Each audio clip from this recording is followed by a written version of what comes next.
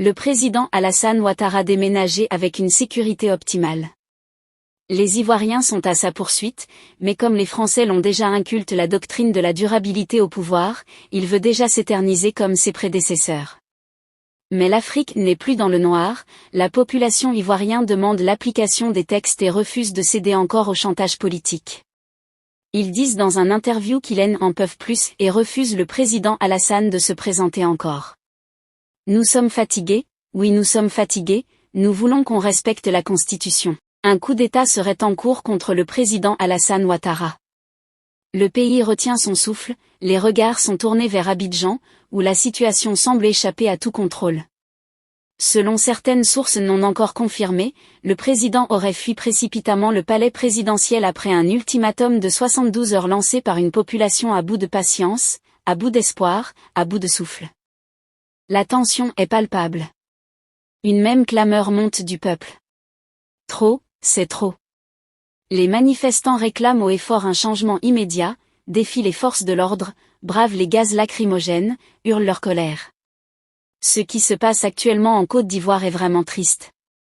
Alassane Ramon Ouattara est tellement, je le dis haut et fort, il est tellement un manipulateur. Il est tellement un bandit, un faurien, un sanguiné, un dictateur et imposteur de grands choix. Plus d'une décennie de règne. Trop de silence. Trop de blessures. Et cette fois-ci, la goutte de trop, Alassane Ouattara, 83 ans, aurait l'intention. L'élection ne doit pas être une bataille à mort. Vous n'excluez pas d'être un nouveau candidat en 2025 ? Ah non, non, écoutez, ça suffit comme ça. C'est un sacrifice que je fais. Pour moi, il serait difficile, même impossible. Et j'espère que la Constitution va nous régler ce problème. Mais le peuple n'est plus dupe. Rejoignez-moi, on va enlever Ouattara au pouvoir.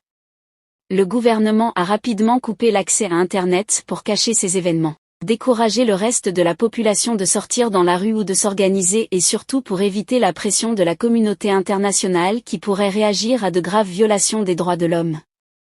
Prenons acte de ce qu'a fait la Côte d'Ivoire et malheureusement la sanction est inévitable. À partir d'aujourd'hui, Alassane Ouattara est exclu. Nos sources indiquent que plusieurs ambassades étrangères sont en état d'alerte maximale. Grâce à cela, j'agirai de manière décisive et rapide. Le gouvernement ghanéen, inquiète de l'évolution de la situation, a ordonné le rapatriement immédiat de ses ressortissants. D'autres pays de la sous-région préparent en silence des plans d'évacuation. Le monde observe avec inquiétude et avec stupeur. Est-ce la fin d'un règne ? Ou le début d'une nouvelle révolution ? Je dirais que son rôle dans le jeu politique en Côte d'Ivoire est terminé. Il faut qu'il se retire pour ne pas entraîner le pays dans de nouvelles contestations, des polémiques, dans des violences éventuelles parce que les Ivoiriens aspirent à tourner la page. Chers abonnés, pourrait bien commencer maintenant. L'Afrique regarde. Le monde attend. Et vous, êtes au cœur de l'info. Nous vous invitons à partager vos opinions dans les commentaires. Si vous avez apprécié, n'hésitez pas à le liker et à le transmettre à vos proches.